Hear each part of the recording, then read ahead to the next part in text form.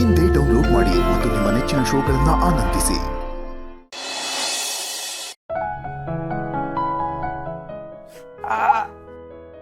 ಮೆತ್ತಿಗೆ ಮೆತ್ತಿಗೆ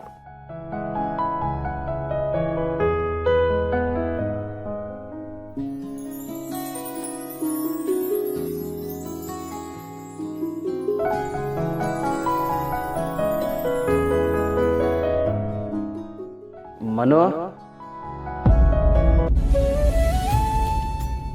ಬಾವಾ, ಮೊದಲನೇಕಿಂತ ಮನು ಅಂತ ಕರಿತಿದ್ದೀರಾ?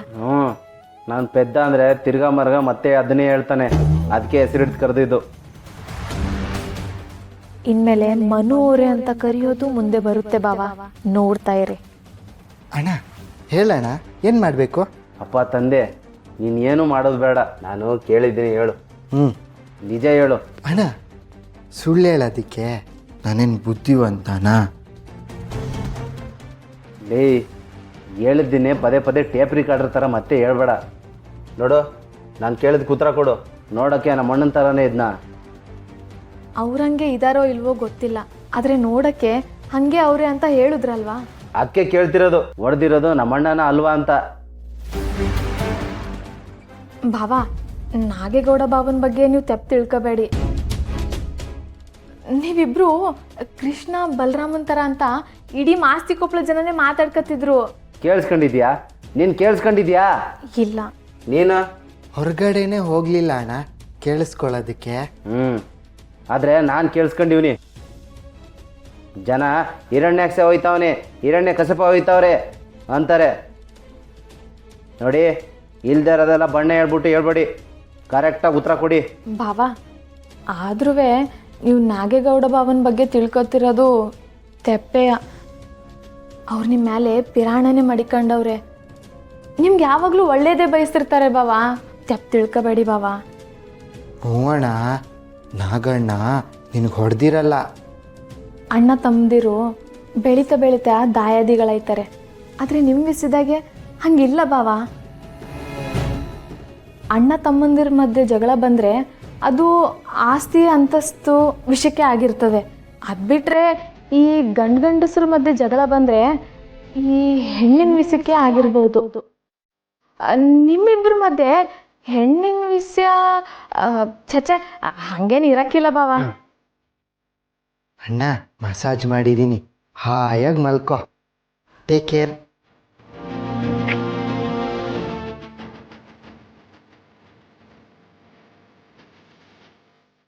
ಇದೇನಿದು? ಹೆಣ್ಣಿನ ವಿಷಯದಾಗೆ ಜಗಳ ಆಯ್ತದೆ ಅಂತ ಹೇಳ್ತಾವಳೆ. ಆ ಕೆಲಸದ ಹುಡುಗಿ ಮ್ಯಾಕೆ ನಾನು ಕಣ್ಣಾಕಿದ್ದೆ, ಅಣ್ಣನೂ ಕಣ್ಣಾಕಿದ್ದ. ಓ, ಕೆಲಸದವಳನ್ನ ನಾನು ಅಮುಕ್ತೀನಿ ಅಂತೇಳಿ ಅಣ್ಣ ಹುರ್ಕೊಂಡು ನನಗೆ ಹೊಡೆದ್ನಾ ಹೆಂಗೆ? ಅಣ್ಣ, ಒಂದು ಕೆಲಸದ ಹುಡುಗಿಗೋಸ್ಕರ ತಮ್ಮನ ಮೇಲೆ ಕೈ ಮಾಡ್ದ ನೀನು? ಇದು ನಿಜಾನಾ? ಓ ಅಯ್ಯೋ.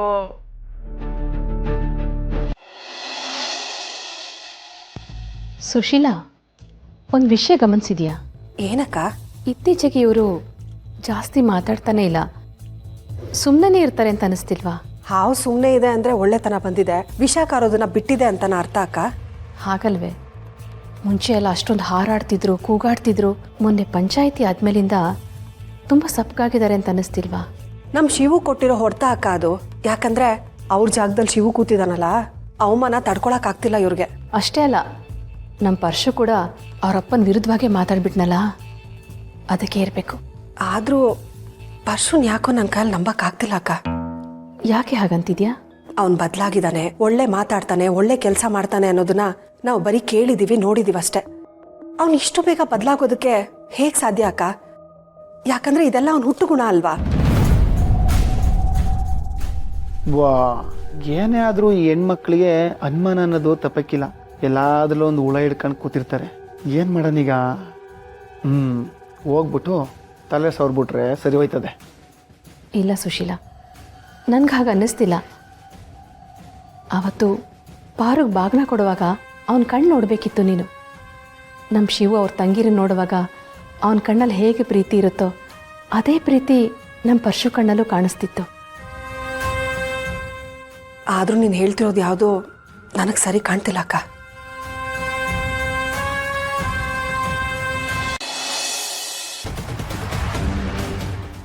ಒಬ್ಬೊಬ್ರಿಗೂ ಕೊಡ್ತಾ ಇರ್ತೀನಿ, ಅವ್ರು ಇಸ್ಕೊತಾ ಇರ್ತಾರೆ. ಆಟೆಯ. ಶಭಾಷ್ ರಾಣಿ, ಇದು ಮಹಾಕಾಳಿ ಆಗೋದು ಅಂದರೆ. ನಾನು ಮೊದಲು ಮಾಕಾಳಿನೇ ಅತ್ಗೆ. ಅಣ್ಣ ನೀನು ನನ್ನ ಮೇಲೆ ಇಟ್ಟೊಂದು ನಂಬಿಕೆ ಇಟ್ಟು ಈ ಮನೆ ಕಳಿಸ್ಕೊಟ್ಟಿದ್ದೀರಾ. ಇಲ್ಲಿ ಏನಾನ ಸಮಸ್ಯೆ ಆದರೆ, ನಾನು ಏನಾನ ಹೆಚ್ಚಿಗೆ ಮಾತಾಡ್ಬಿಟ್ರೆ ನೀವೆಲ್ಲ ನನ್ನ ಬಗ್ಗೆ ತೆಪ್ಪು ತಿಳ್ಕೊತೀರಾ ಅಂತ ನಾನು ಸುಮ್ಕೆ ಇದ್ದೆ. ಆಟೆಯ. ಆದರೂ ಆ ಮನೇಲಿರೋರೆಲ್ಲ ರಾಕ್ಷಸರೇ ಅಲ್ವಾ? ಅಲ್ಲಿ ಅಜ್ಜಿನೂ ಹಾಗೆ ತಾನೆ? ಇವ್ರ್ಯಾರಿಗೂ ಮನುಷ್ಯತ್ವ ಅನ್ನೋದೇ ಗೊತ್ತಿಲ್ಲ ಅತ್ಗೆ. ಗೊತ್ತಿಲ್ಲದೆ ಹೋದರೆ ಕಲಿಸು ರಾಣಿ.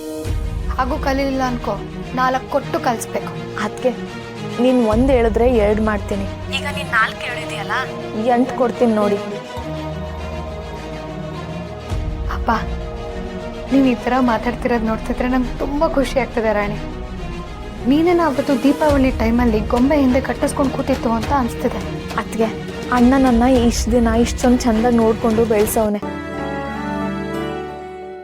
ನೀನು ಯಾರನ್ನ ನನ್ನ ತಂಟೆಗೆ ಬಂದರೆ ಅವ್ರಿಗೆ ಹೆಂಗೆ ನೋಡ್ಕೋಬೇಕು ಅಂತ ಕಲಿಸ್ಕೊಟ್ಟಿದ್ಯಾ.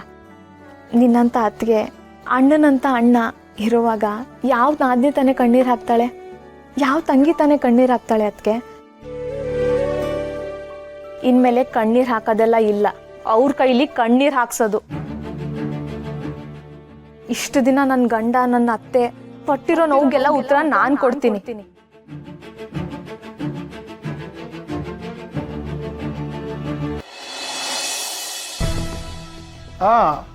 ಹೌದಣ್ಣ, ಆಪ್ರೇಷನ್ಗೆ ಅದೆಷ್ಟೇ ದುಡ್ಡು ಖರ್ಚಾದ್ರೂ ನಾನು ಕೊಡ್ತೀನಿ. ಆದರೆ ಯಾರಿಗೂ ನಾನು ಕೊಟ್ಟೆ ಅಂತ ಗೊತ್ತಾಗಕೂಡ್ದು. ಬಲಗೈ ಮಾಡಿದ್ದು ಎಡಗೈ ಗೊತ್ತಾಗಬಾರ್ದು ಕಂಡ್ರಲ್ಲ. ಸರಿ ಸರಿ, ನಾನು ಆಮೇಲೆ ಮಾಡ್ತೀನಿ. ಅಮ್ಮ, ಯಾಕಿಬ್ರು ಒಂಥರ ಇದ್ದೀರಿ?